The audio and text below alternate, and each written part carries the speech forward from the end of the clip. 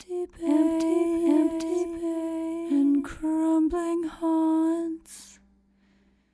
My sister's sweet, so white and downy.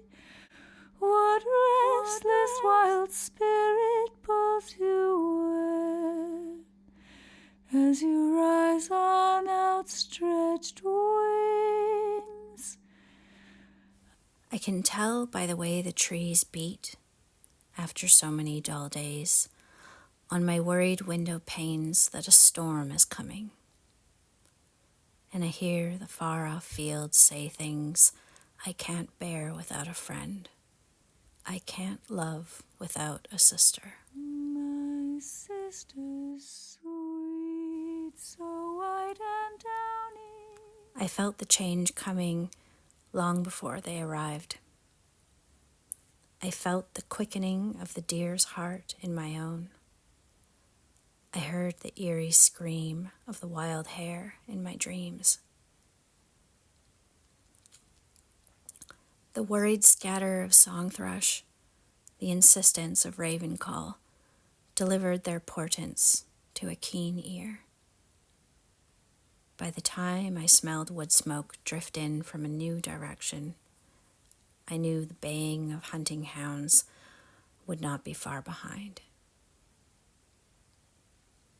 The hunter's arrival made me heavy-hearted. I had known each of those deer since they were born. I would mourn the loss of any of those four-footed neighbors.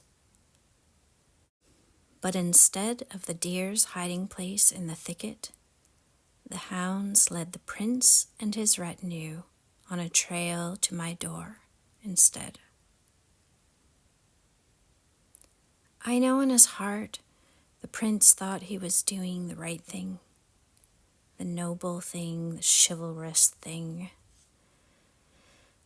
He instructed his men to take me to his castle and have the queen's ladies-in-waiting robe me in finery, give me a chamber amongst them.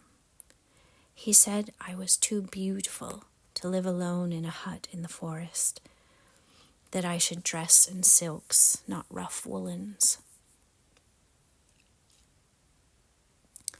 Without a voice to advocate for myself, my protestations passed as gentle humility. I accepted this as the next leg of the journey. I accepted that these were the new parameters that I was to work within. I trusted I was being led closer to my sisters. And I'll admit, I was becoming more than a little lonely. I had to carry on with my occupation, and I thought things would be a little easier in the castle. The prince accepted me without a voice. Certainly his court would as well. Yet the texture of the silence around me changed within those stone walls.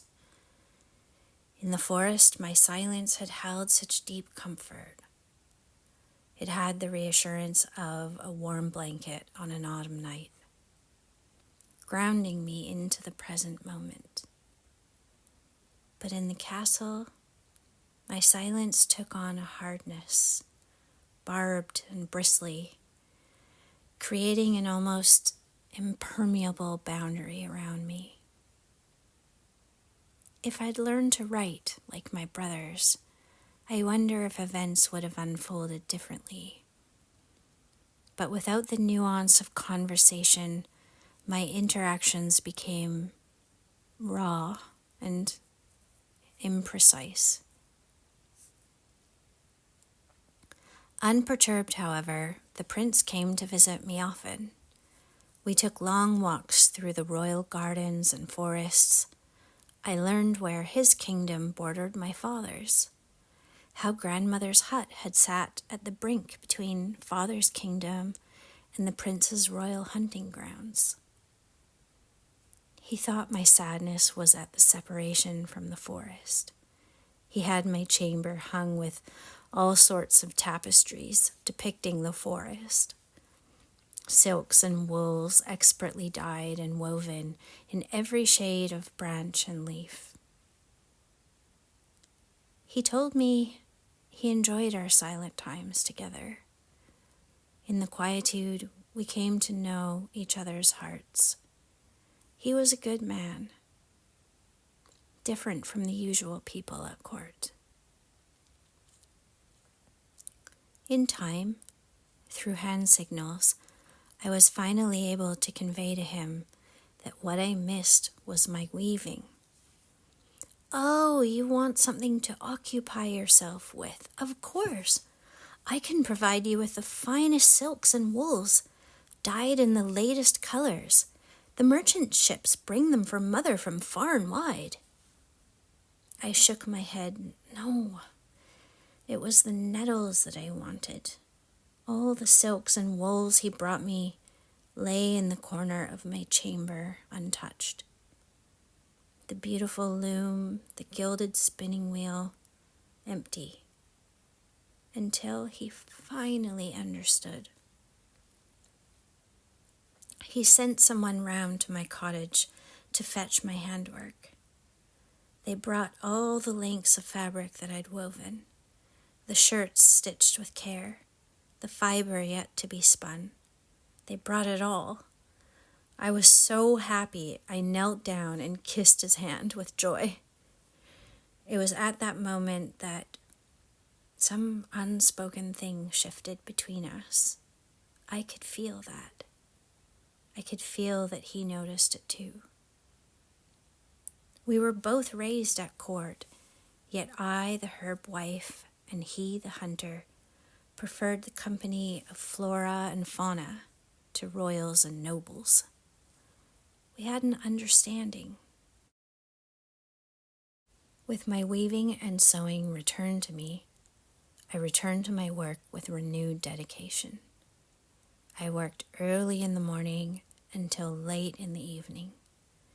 Countless candles burned their all-night vigil over my endeavor. I missed many royal dinners. The other noble ladies didn't take to this behavior too much. I was too different from them.